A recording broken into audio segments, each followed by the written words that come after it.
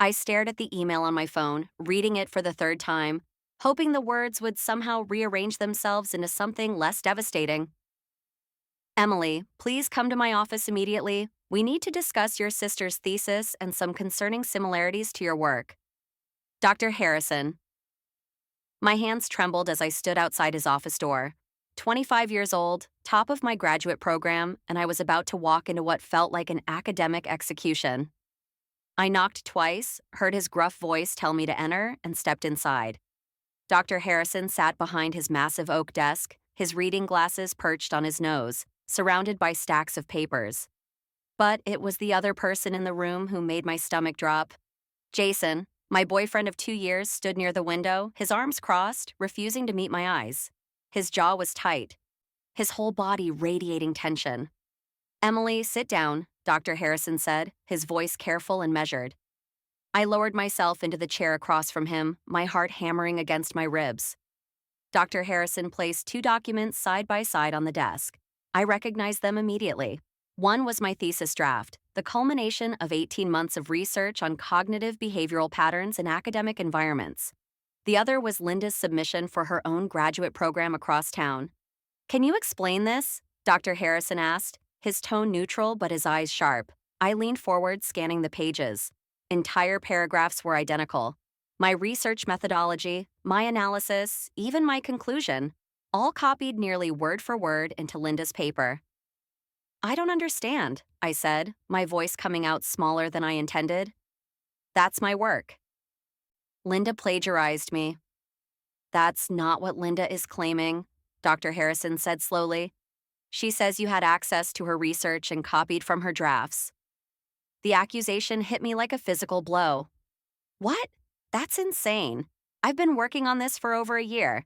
I have dated files, research notes, everything. Jason finally spoke, his voice strained. Emily, maybe there was just some confusion. You and Linda talk about your work sometimes. Maybe you unconsciously incorporated her ideas? I turned to stare at him, incredulous. Are you seriously defending her right now? He shifted his weight, still not meeting my eyes. I'm just saying, maybe this is a misunderstanding. Linda feels really bad about this whole situation. Linda feels bad. I stood up, anger flooding through me. Jason, that's my thesis, my original research. How can you possibly think I'm the one who plagiarized? Let's all stay calm, Dr. Harrison interjected. Emily, I'm giving you a chance to provide evidence of your original authorship. I'll need to see your preliminary drafts, research notes, anything that can establish a timeline. Of course, I said quickly. I have everything. I'll bring it all tomorrow. Dr. Harrison nodded. Good, we'll reconvene in 2 days. I expect both you and Linda to present your cases. I walked out of that office in a daze, Jason following silently behind me. The moment we were in the hallway, I whirled on him. What the hell was that? He ran a hand through his hair, looking miserable. Emily, I'm sorry, this is just really complicated. Complicated? My sister stole my work and you're acting like I'm the problem. I didn't say that. You might as well have. I stared at him, really looked at him, and saw something I'd missed before. Guilt. Deep, unmistakable guilt written all over his face. Jason, what did you do? Nothing. I didn't do anything. But his voice cracked on the word nothing, and suddenly pieces started falling into place. All those times he'd asked to read my drafts, claiming he wanted to understand my work better. The way he'd been spending more time with Linda lately, always explaining it away as helping her with her own thesis struggles. The file I'd noticed was missing from my laptop last month, the one I'd assumed I'd misplaced. You gave it to her, I said, the realization making me feel sick. You gave Linda my thesis. Emily, please. Don't. Just don't. I turned and walked away, my vision blurring with tears I refused to let fall. I called Sophie the moment I got home, my voice shaking as I explained everything. That absolute snake, Sophie hissed. Both of them. What are you going to do? I need to prove it's my work. I need to show Dr. Harrison that Linda couldn't possibly have written that thesis. Do you have your drafts, your notes? Everything. I've been meticulous about documentation, a habit I developed years ago. thanks to Linda's pattern of taking credit for things that weren't hers. Then let's build your case, Sophie said firmly. We're going to bury her in evidence. As I started pulling together my files that night, memories flooded back. This wasn't the first time Linda had tried to steal my achievements. When we were 16, I'd spent weeks on a science fair project about water filtration systems. Linda had watched me work, asked innocent questions, then submitted a nearly identical project at her own school, winning first place while I placed second. When I'd confronted her, she'd cried to our parents, claiming I was jealous of her success. When we were in college, I developed a new approach to analyzing economic data for a paper. Linda had somehow gotten hold of my research through a mutual friend and presented my methodology in her own class presentation, earning praise from her professor while I was still in the drafting phase. The pattern was always the same. Linda found a way to access my work, usually through someone close to me, then twisted the narrative to make herself the victim when caught. But this time was different. This time, I'd been prepared.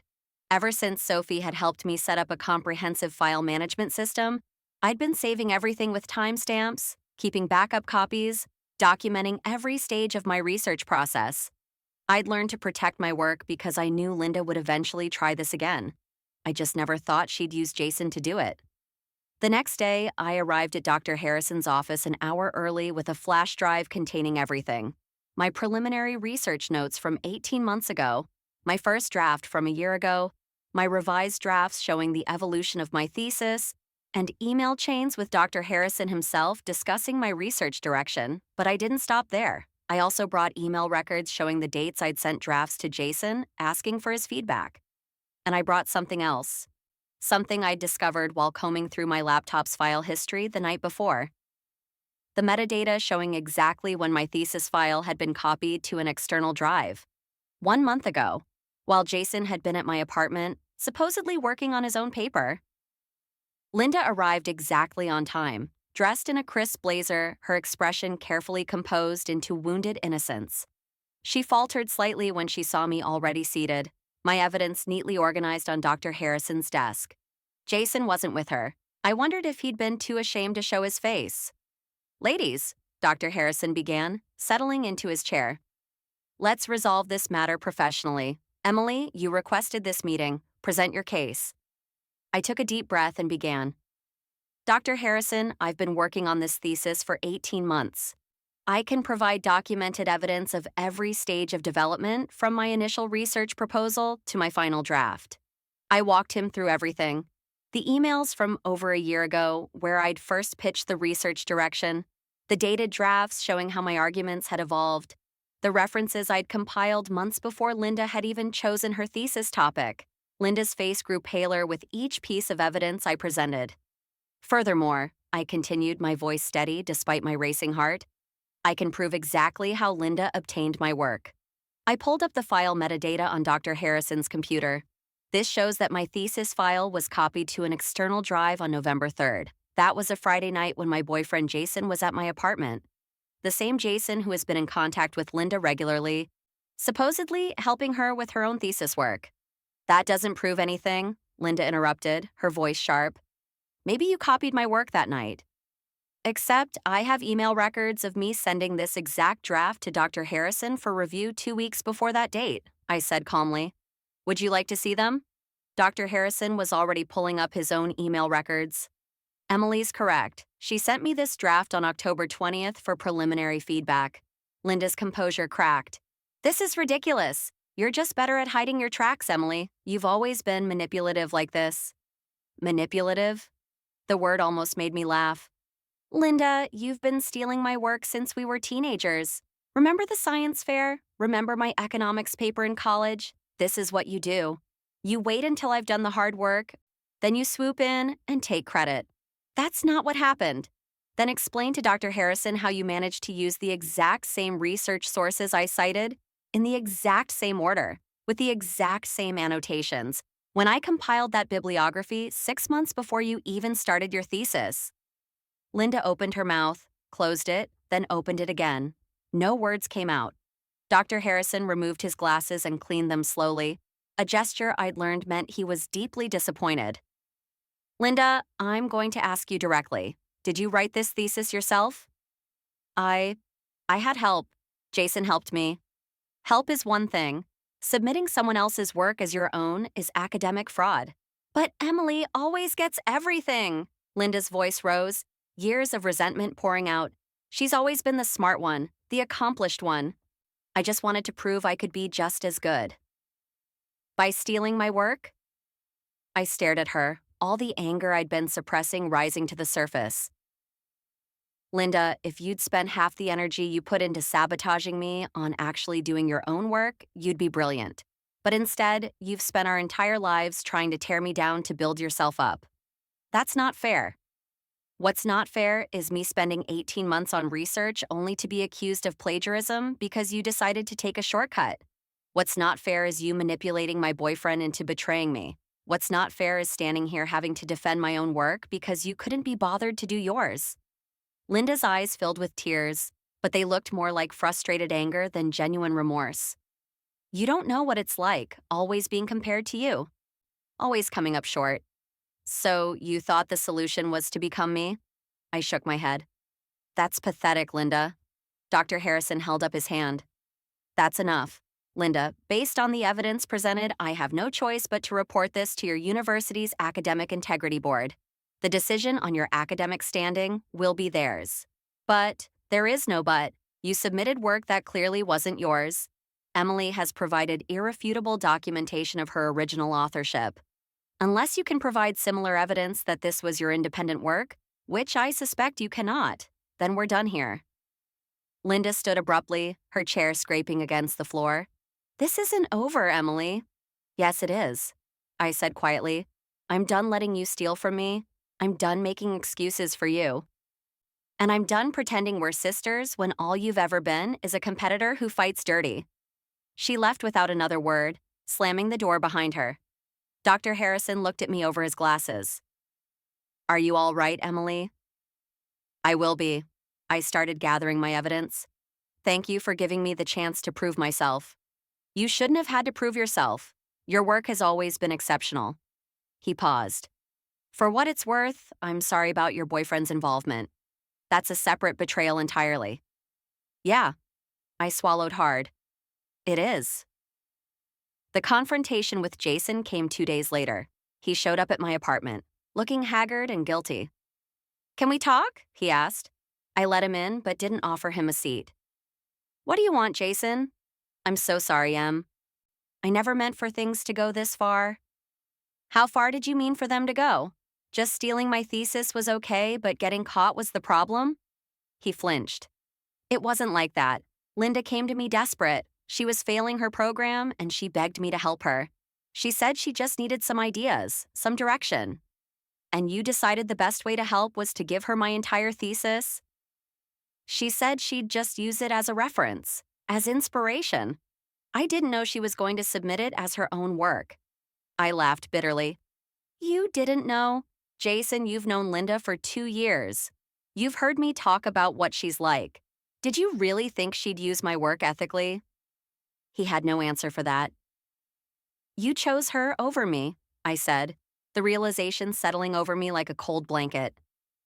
When Dr. Harrison called us in, your first instinct was to defend her, not me. You stood there and suggested I might have plagiarized when you knew the truth. I was scared. I didn't know what to do. You could have told the truth. You could have stood by me instead of the person who manipulated you into betraying me. I know, you're right. I messed up everything. He stepped closer. Please, Em, give me another chance. I'll make this right. I looked at him, this person I'd trusted with my dreams and my work and my heart, and felt nothing but disappointment.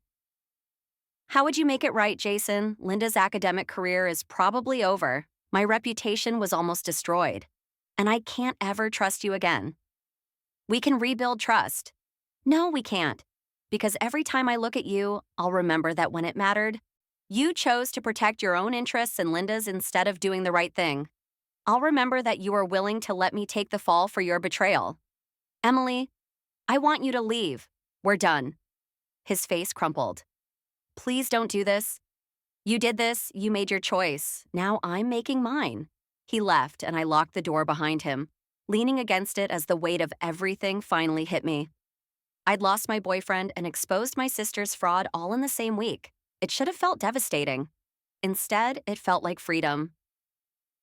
2 weeks later, I sat in Dr. Harrison's office again, but this time the atmosphere was completely different. "I wanted to update you personally," he said, smiling for the first time since this whole mess began. "Your thesis has been approved by the committee. Not only that, but they've recommended it for the Departmental Excellence Award." Relief washed over me. "Thank you, Dr. Harrison, for believing me. Your work speaks for itself, Emily. It always has." He leaned back in his chair. "I also wanted you to know that Linda has been expelled from her program. The Academic Integrity Board found clear evidence of plagiarism, and combined with the pattern of similar behavior you documented from your past, they determined she was a liability to their institution." I nodded slowly. I'd expected it, but hearing it confirmed still felt strange. I should have felt triumphant, but mostly I just felt sad. Sad that it had come to this. Sad that Linda had never learned. Sad that our relationship had been so fundamentally broken for so long. "How do you feel about that?" Dr. Harrison asked, reading my expression.